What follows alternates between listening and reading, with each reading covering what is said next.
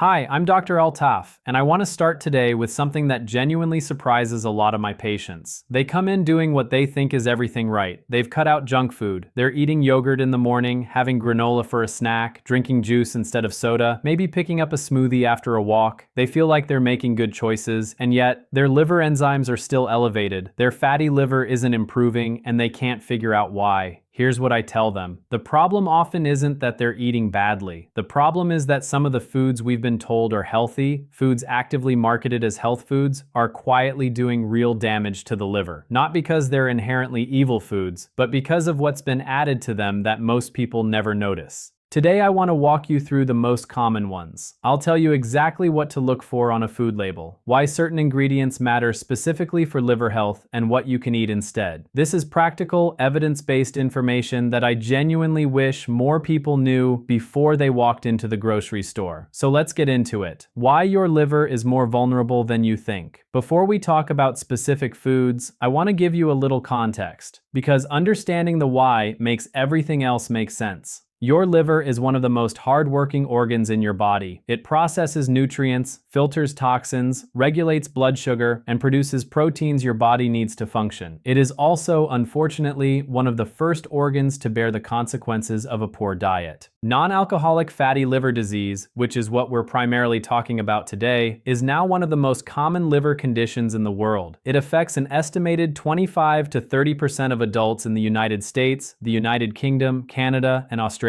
And in the overwhelming majority of cases, diet plays a central role. Now here's the thing. Fatty liver disease doesn't usually cause symptoms in its early stages. Most people don't even know they have it until it shows up on an ultrasound or in routine blood work. That's what makes it so important to pay attention to what you're eating. Because by the time you feel something, the disease has often been progressing quietly for years. And one of the biggest contributors to that silent progression, added sugar. Specifically, a type of sugar called fructose. The fructose problem and why it matters so much for your liver. I want to spend a moment on fructose because it's genuinely important and it's also frequently misunderstood. Fructose is a simple sugar. It occurs naturally in fruit, honey, and some vegetables. And here's something I want to be clear about right up front. Fructose from whole fruit is not the problem. When you eat a whole apple or a handful of blueberries, that fructose comes packaged with fiber, which slows its absorption, and with antioxidants and micronutrients that support your health overall. The amount of fructose in a typical serving of whole fruit is also much lower than what we're exposed to in processed foods. The problem is what's happened to our food supply over the last few decades. Fructose, in the form of high fructose corn syrup and other processed sweeteners, is now added to an enormous range of everyday foods, many of which are actively marketed as healthy choices. And the liver processes fructose differently than it processes glucose. Unlike glucose, which gets distributed to cells throughout the body for energy, fructose is almost entirely metabolized in the liver. When the liver receives large, repeated doses of fructose from processed sources, it can struggle to process it efficiently. Research published in peer-reviewed journals has shown associations between high processed fructose intake and increased fat accumulation in the liver, as well as effects on insulin sensitivity. I want to be honest with you about the evidence here because that's something I believe in. We have solid observational data and a growing body of controlled research supporting the connection between high added sugar intake and worsened fatty liver outcomes. But the science is still evolving in terms of exact thresholds, individual variation, and long-term outcomes. What we can say confidently is this: reducing your intake of added sugars, and especially processed fructose-based sweeteners, is one of the most evidence-supported dietary steps you can take if you're managing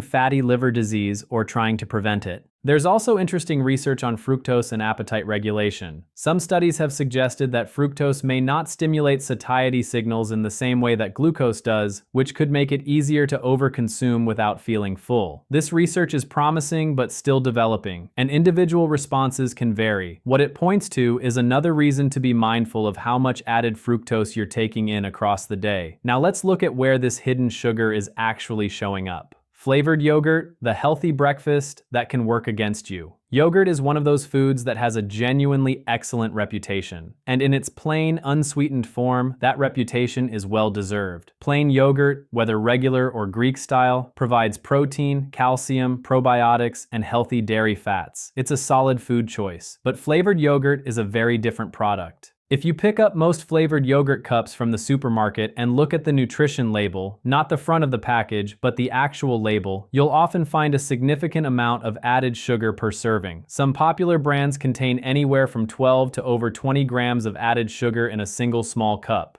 To put that in context, the American Heart Association recommends limiting daily added sugar to around 36 grams for men and 25 grams for women. A single serving of flavored yogurt could represent half or more of that daily limit. And here's where the marketing piece matters. Many of these products are labeled as low-fat, high-protein, or made with real fruit. Those descriptions are often technically accurate, but the low-fat label can be particularly misleading, because when manufacturers remove fat, they frequently add sugar to compensate for the loss of flavor and texture. So you end up with a product that sounds like a health food but carries a significant added sugar load. The better option is plain, unsweetened yogurt with normal fat content. The fat in plain dairy yogurt actually helps with satiety. It makes the food more filling and more satisfying. If plain yogurt feels too tart on its own, try adding a small handful of fresh berries or a light drizzle of honey. You're still getting natural sweetness, but you're controlling the amount and you're getting fiber from the fruit at the same time. If you prefer a completely sugar-free sweetener, low glycemic options like allulose or monk fruit are worth exploring. Though as always, I'd recommend discussing any significant dietary changes with your own healthcare provider, since individual health situations vary.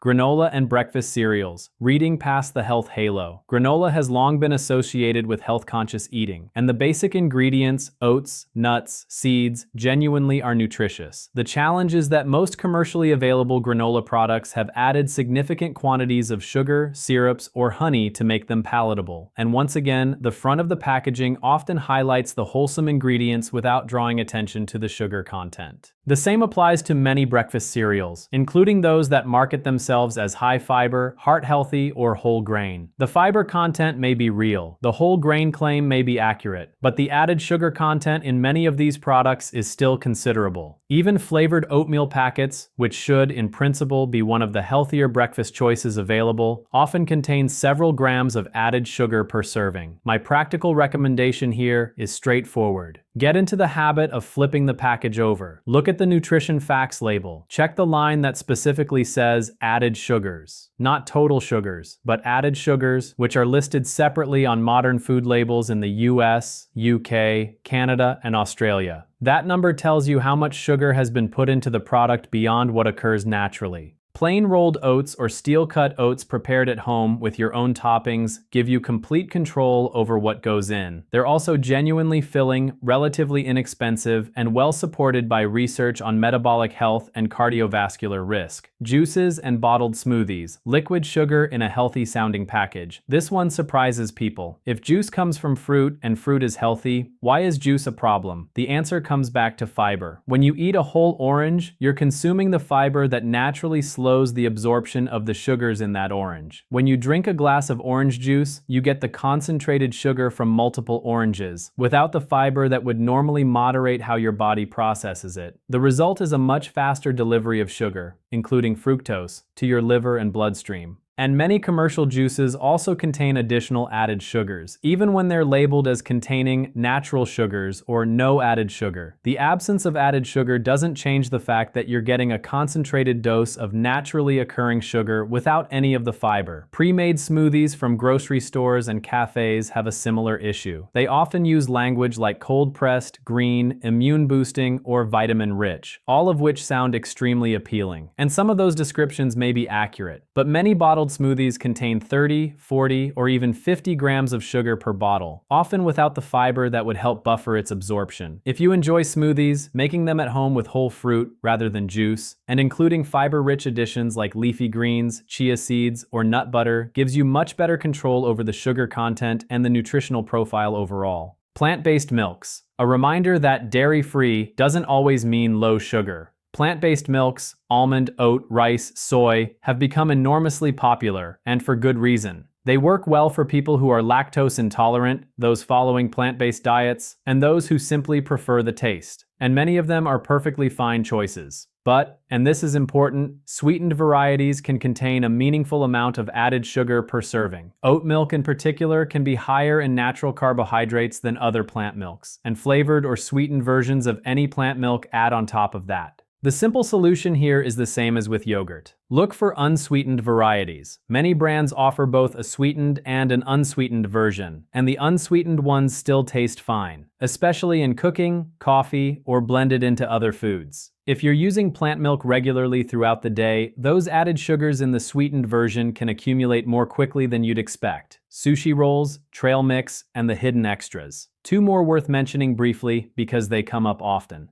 Sushi is one of those foods that sounds like it should be an unambiguously healthy choice, and certain sushi options genuinely are. Sashimi, which is simply sliced fresh fish without rice or sauces, is an excellent source of lean protein, omega-3 fatty acids, and important micronutrients. But many popular sushi rolls include large portions of processed white rice, which is quickly digested and can contribute to blood sugar spikes, along with sauces that can be high in sugar and processed fats. If you love sushi, focusing on sashimi or simpler rolls with less sauce and rice is a reasonable approach. Trail mix is similar. Nuts and seeds on their own are genuinely nutritious. They provide healthy fats, fiber, protein, and a range of vitamins and minerals. The issue in most commercial trail mixes is the dried fruit. Drying concentrates the sugars in fruit significantly and removes much of the fiber and water content that make fresh fruit more filling. A handful of dried mango or raisins delivers a much higher sugar hit, much more quickly, than the same amount of fresh fruit would. Making your own trail mix at home, with plain nuts, seeds, and a small amount of unsweetened dried fruit if desired, gives you control over the balance. Here's what I want you to take away from today. You don't need to approach grocery shopping with anxiety or completely overhaul everything you eat. Small, consistent changes to the specific foods contributing most to your added sugar intake will make a real difference over time. The single most powerful habit I can recommend is this. Flip the package over before you buy it. Look at the added sugars line, not just the marketing claims on the front. A food that is genuinely low in added sugar will show that clearly on the label. A food that isn't will too. If you have been diagnosed with fatty liver disease, or if you have metabolic conditions like type 2 diabetes, insulin resistance, or elevated liver enzymes, please work with your own doctor or a registered dietitian on your specific dietary plan. The general principles I've shared today are well supported by research, but your individual situation, your medications, and your health history all matter, and personalized guidance is always more valuable than general advice. Reducing added sugars is one pillar of liver health, but it's not the only one. Physical activity, maintaining a healthy weight, limiting alcohol, and managing other metabolic risk factors all play important roles too. Think of this as one piece of a larger picture, an important piece, but not the whole story. I hope today's video gave you something genuinely useful to take into your next grocery run. This is exactly the kind of practical, evidence-based content I'm committed to bringing you on this channel. Information you can actually use, explained clearly and honestly. If you found this helpful, I'd love for you to subscribe to Dr. Altaf's channel. I put out new videos regularly on topics like metabolic health, liver health, nutrition, and practical wellness strategies, all grounded in real evidence without the hype.